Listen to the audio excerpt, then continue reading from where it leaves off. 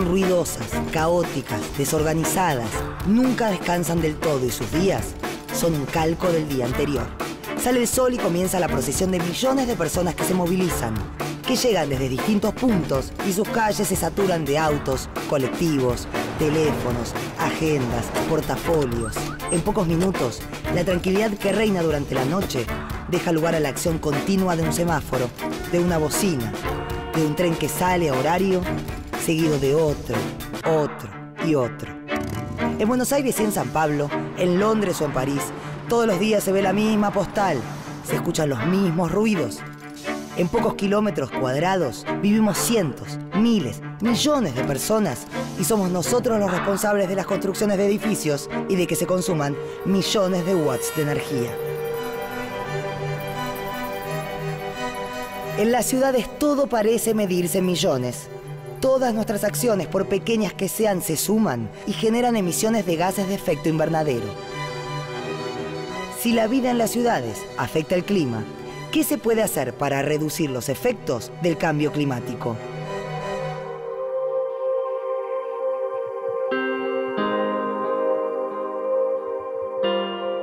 La vida en la Tierra es posible gracias a la energía que recibimos del Sol. La atmósfera permite la entrada de rayos solares que calientan la Tierra.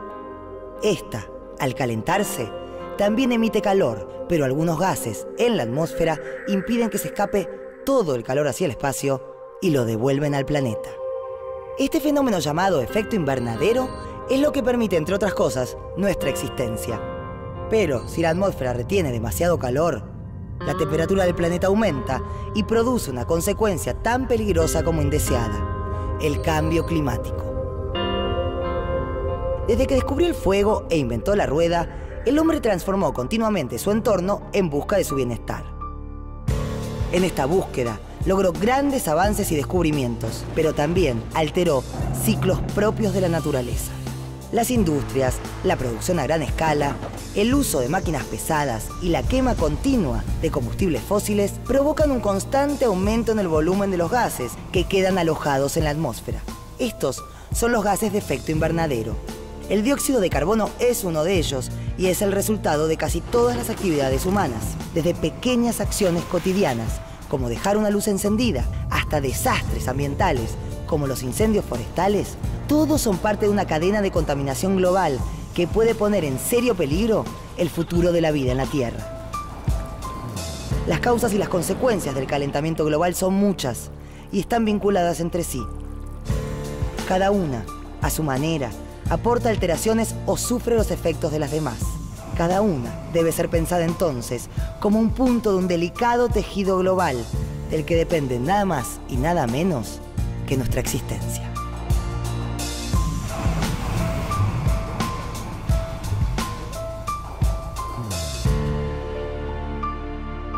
Uno de los agentes más importantes cuando hablamos de calentamiento global son las ciudades.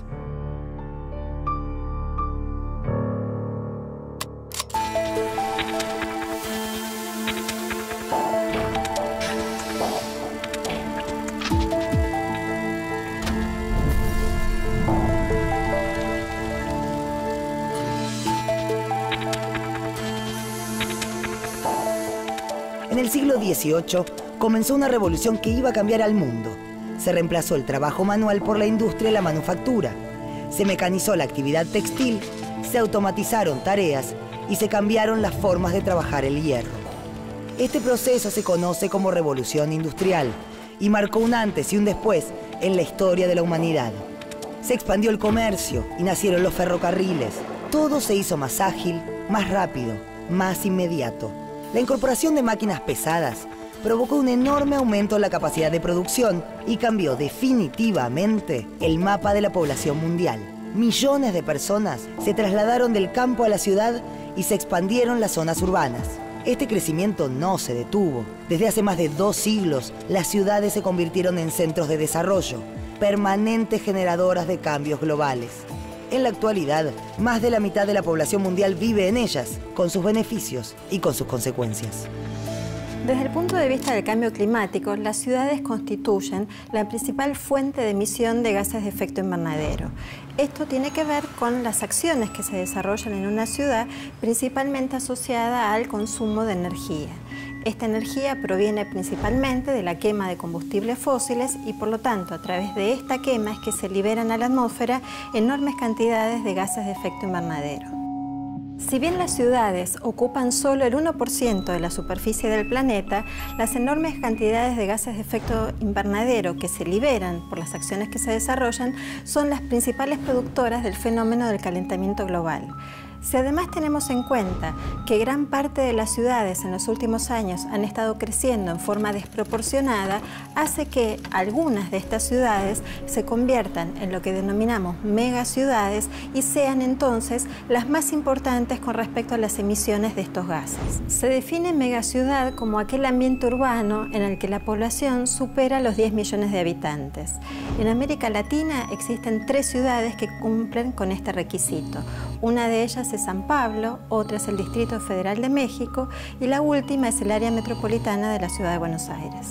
Actualmente, las megaciudades consumen 2/3 de la energía mundial y son responsables del 70% de las emisiones de gases de dióxido de carbono.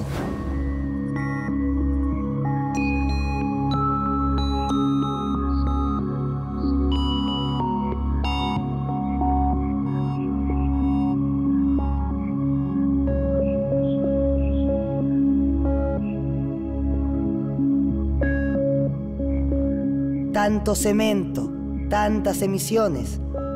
¿Cómo repercuten estas variables en la temperatura de las megaciudades?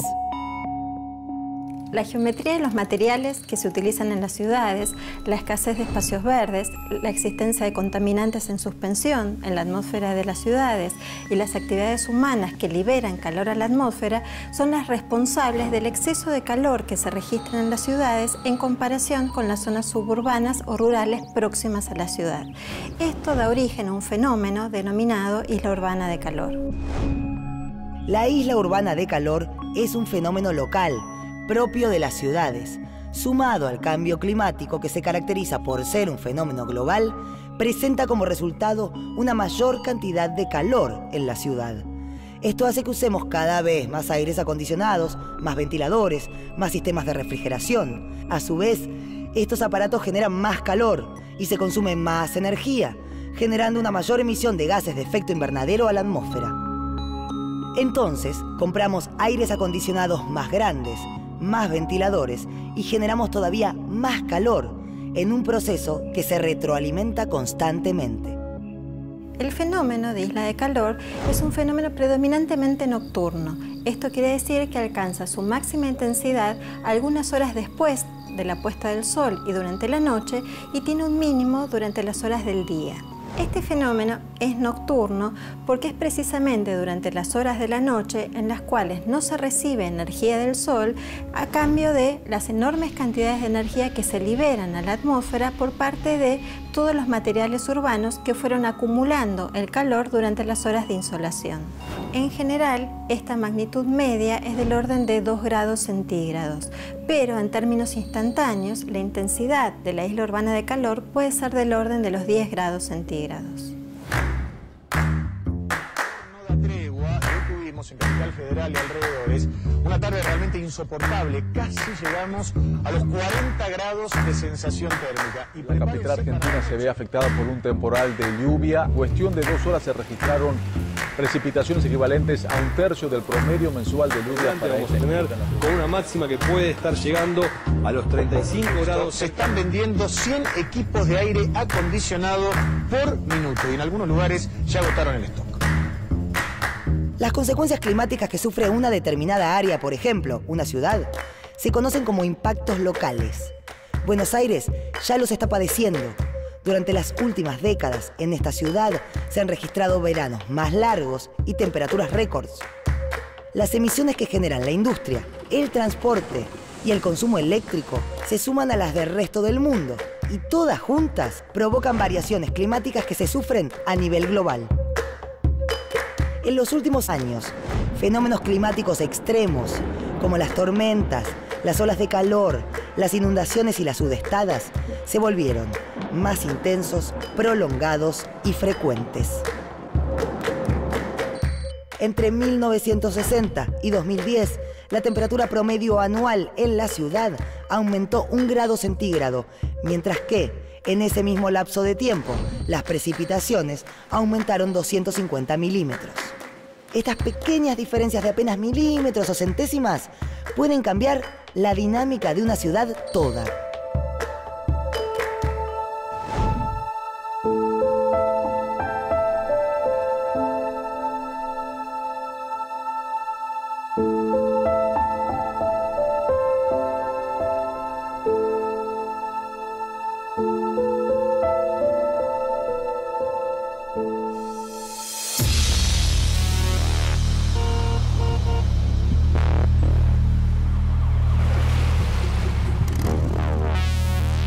En el área metropolitana de Buenos Aires vive 1/3 de la población argentina, con aproximadamente 14 millones de personas.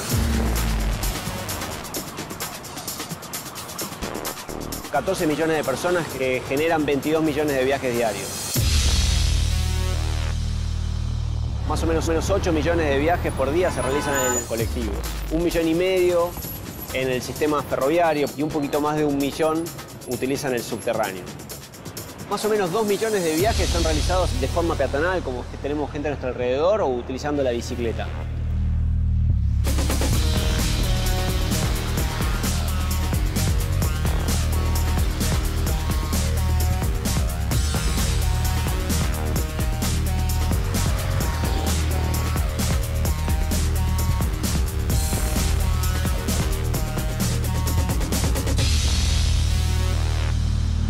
En términos de emisiones de gases de efecto invernadero, el principal responsable del sector transporte es el sistema de transporte de cargas. El que le sigue es el sector de autos particulares, con el 35% de las emisiones. Y solamente el 5% restante es generado por el sistema de transporte público de pasajeros. Utilizando auto particular, como todos estos que tenemos alrededor, por donde uno va en un solo automóvil para hacer su viaje, se emiten 4 veces más emisiones que utilizando el sistema de transporte público de colectivos y 8 veces más que si nosotros nos trasladásemos en medios guiados como subterráneo o ferrocarril. La comodidad de viajar en un auto con aire acondicionado no se puede comparar con un medio multitudinario como el subte o el tren. Compartiendo el transporte, perderíamos comodidad, pero le ahorraríamos calor al planeta.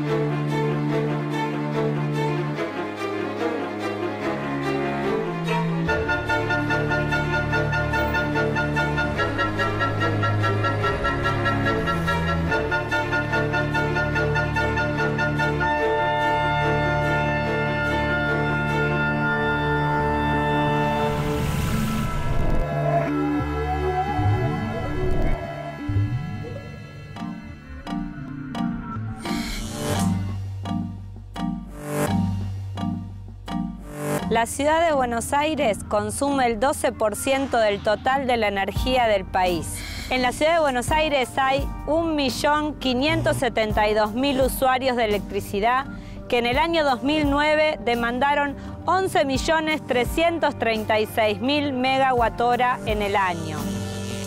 La mayor parte de la energía producida en Argentina, del orden del 56% para el año 2009, fue a partir de la quema de combustibles fósiles. El 37% fue producido con hidroelectricidad, mientras que el 7% restante fue producido con tecnología nuclear. El 41% de la energía que se consume en la ciudad de Buenos Aires lo hacen comercios, mientras que el sector residencial es responsable del 37% del consumo. Dentro de lo que son los consumos en los hogares y en los comercios y oficinas, la energía consumida para la climatización de ambientes es de las más importantes. Es habitual ver que hay excesos tanto para refrigerar como para calefaccionar los ambientes. El excesivo consumo de energía tiene distintas causas. Seguramente pocos sabemos que una de estas puede ser nuestra propia casa. Sí, el diseño, sus materiales, su orientación con respecto a la luz natural.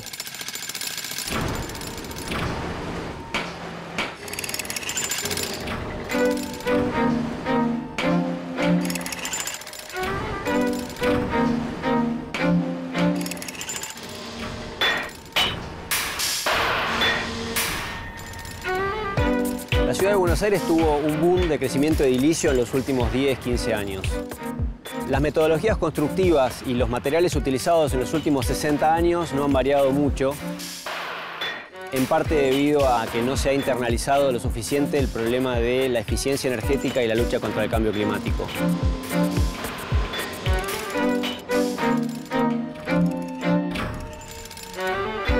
La relación entre cambio climático y construcción está determinada por la capacidad de aislación de los materiales utilizados en los edificios.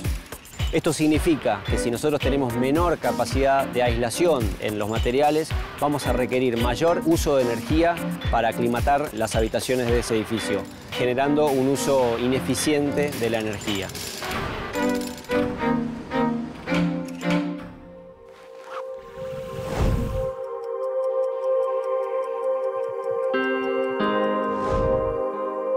El cambio climático es producto de una compleja combinación de factores a nivel mundial.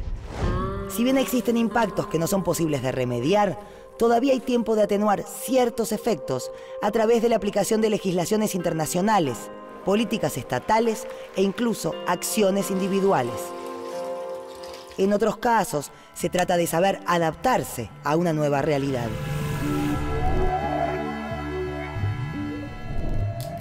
El cambio climático forma parte de la agenda de los líderes de todo el mundo. La primera iniciativa importante fue la Convención Marco de las Naciones Unidas sobre el Cambio Climático. En 1997 se estableció el Protocolo de Kioto.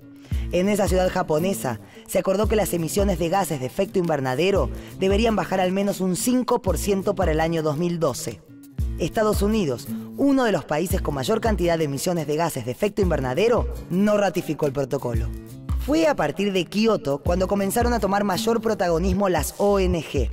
Una de las acciones que actualmente se lleva a cabo es la campaña de Ciudades por la Protección del Clima. Se trata de una iniciativa de la ONG ICLEI Internacional, que hoy incluye a más de 650 centros urbanos comprometidos con la causa. El uso eficiente de la energía, la gestión integrada de residuos sólidos y el transporte sustentable son los puntales que trabaja la campaña. Como país en vías de desarrollo, la Argentina no está obligada a asumir compromisos en el marco del Protocolo de Kioto. Sin embargo, el país tomó la responsabilidad de llevar adelante acciones voluntarias para reducir las emisiones de gases de efecto invernadero. En el caso de la ciudad de Buenos Aires, es la Agencia de Protección Ambiental, que lleva adelante proyectos como las bicisendas, los carriles exclusivos del transporte, formas de consumo sustentable, áreas verdes y desarrollo de tecnologías con impacto ambiental positivo.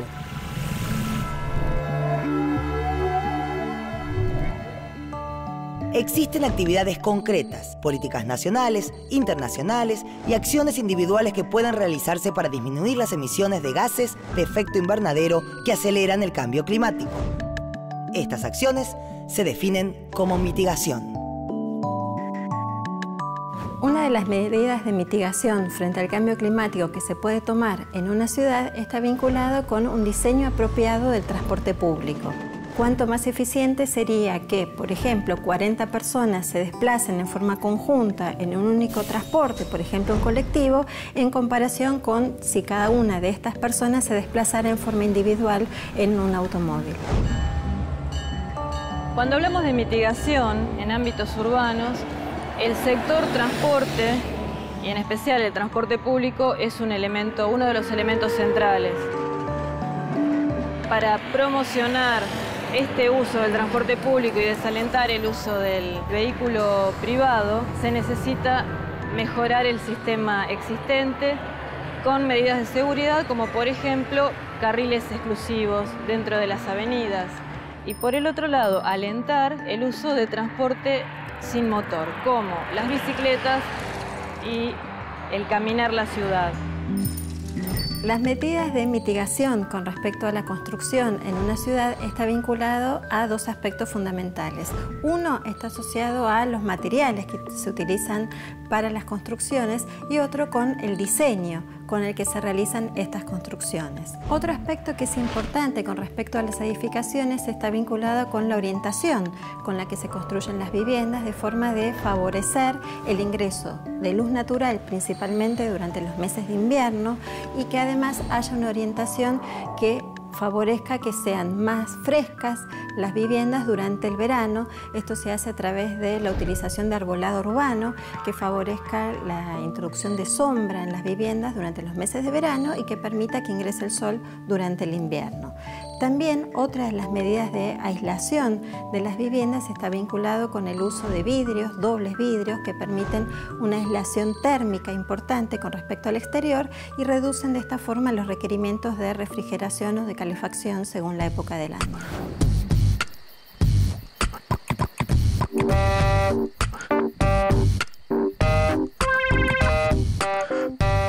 Una de las medidas que implicaría la mitigación de los efectos de la isla de calor lo constituye la ampliación de los espacios verdes existentes o la creación de nuevos espacios.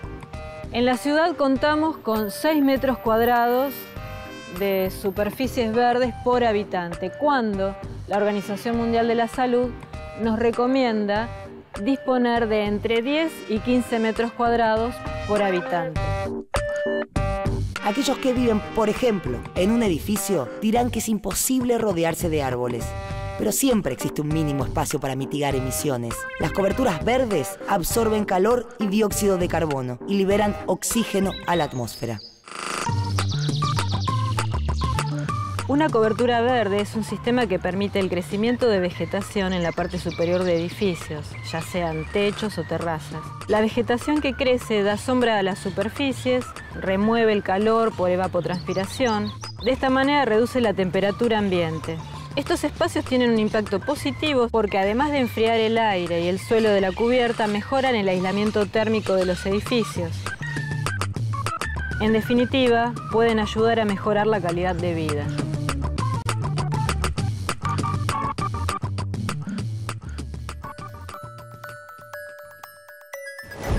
¿Qué más deben hacer los gobiernos y las personas que sufren los impactos del cambio climático? Adaptarse. Esto es, adecuar sus estilos de vida a las nuevas condiciones climáticas, incluso aprendiendo a usar a su favor aquellas nuevas circunstancias de las que se puede sacar provecho.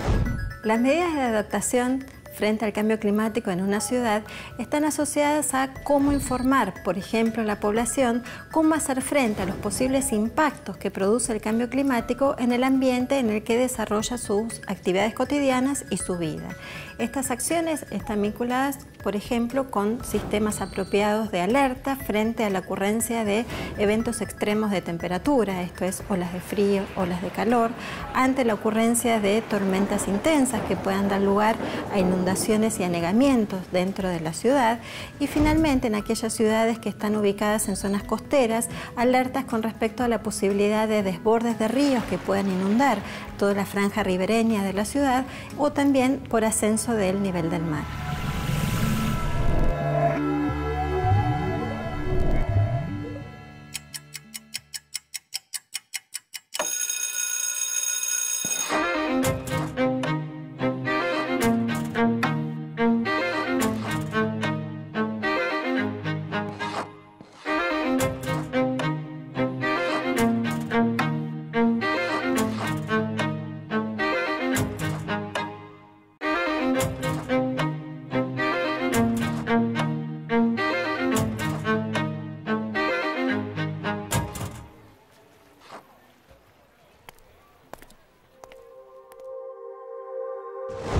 El efecto invernadero es un fenómeno natural, pero la acción del hombre lo potencia al emitir grandes cantidades de gases de efecto invernadero a la atmósfera.